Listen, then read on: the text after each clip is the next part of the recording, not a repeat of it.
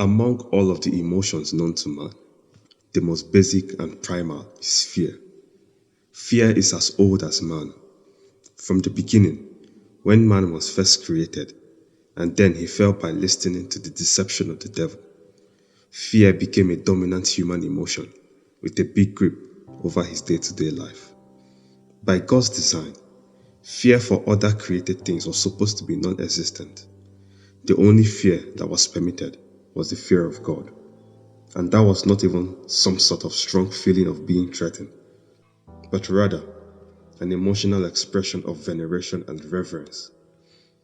Fear is one of the realities of modern life that we cannot avoid no matter how much we try. From the hazards in our jobs to the stress of family life, we are surrounded by so much to be afraid of.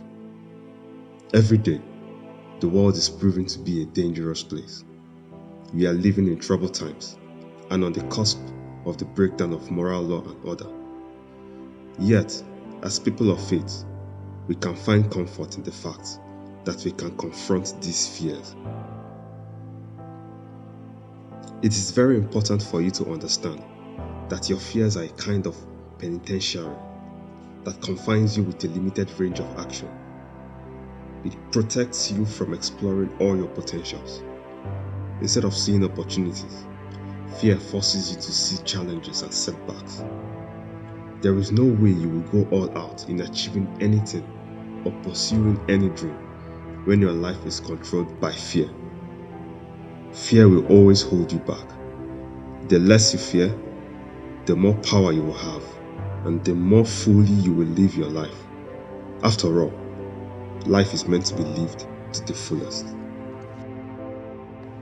There are usually two basic responses to fear. You either face it or you flee from it. Because life is an ongoing battle, you will always have something to fight. You will live to fight every battle you run away from. Shelved or postponed battles do not fade or go away. They do not lose their power also. Rather, they get bigger and more difficult. What do you do to one who poses as an enemy to your progress? Do you just surrender without a fight? I bet that is not what you will do. Rather, you will face that enemy and challenge it. The same thing happens with your fears. You do not need to fear your fears. You face them. Even the things you fear are afraid of being confronted.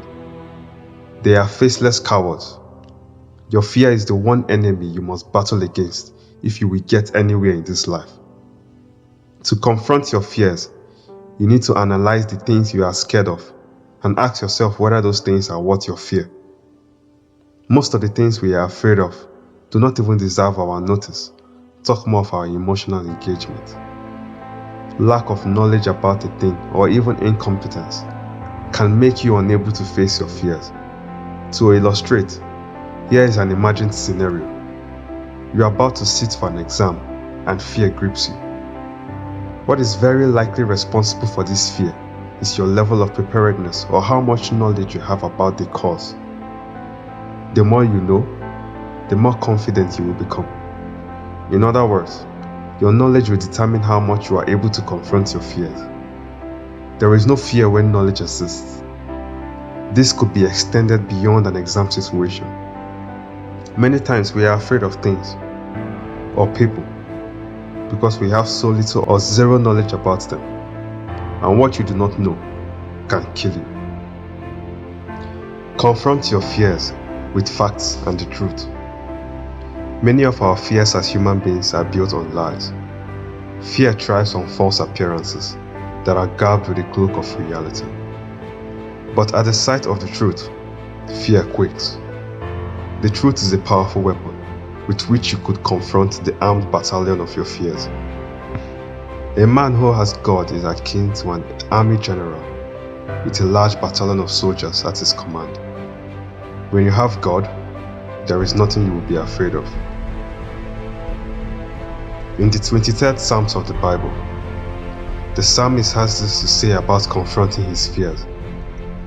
Even though I walk through the sunless valley of the shadow of death, I fear no evil, for you are with me, your rod to protect and your staff to guide. they comfort and console me.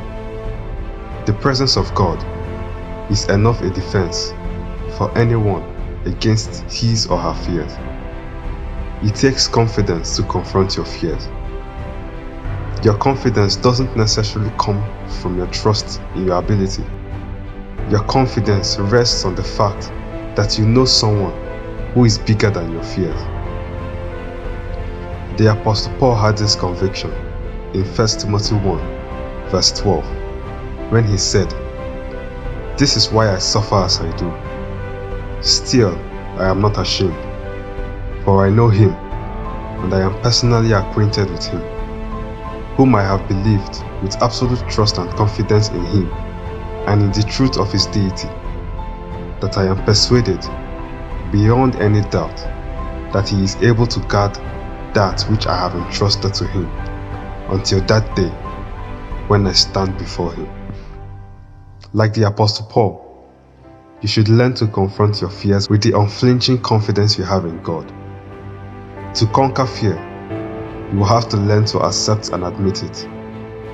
Many of us feel ashamed of this feeling of fear, so we try as much as we can to hide it and bury it deep. What you fail to understand is avoiding fear and anxiety only maintains and magnifies it. Admitting fear is not failure or weakness, it's being honest and willing to fight it. When you live in denial of the things that you are afraid of, there is no way you will make meaningful progress in your life. The truth is that we will always find genuine reasons to be afraid in life. Imagine starting out on something completely new, or moving into an entirely new territory. The fact that you do not know exactly what to expect or what lies ahead is enough to feed your imagination with all sorts of anxieties and worries. As you go through life, anticipate fearful situations. This does not come from a place of negativity and pessimism. Whether you are prepared or not, life will always throw some challenging situations your way. The best preparation for your fear is anticipation. It will surely come, and in unlikely circumstances or places. This anticipation puts you at a better advantage to navigate through your fears when they finally come. In conclusion, when you are faced with a fearful situation, one of the best ways to confront it is to remain calm.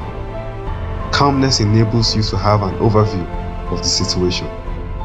Those who are quick to react will find at the end that they made a hasty decision that will possibly create a more difficult problem for them, far more than they had feared.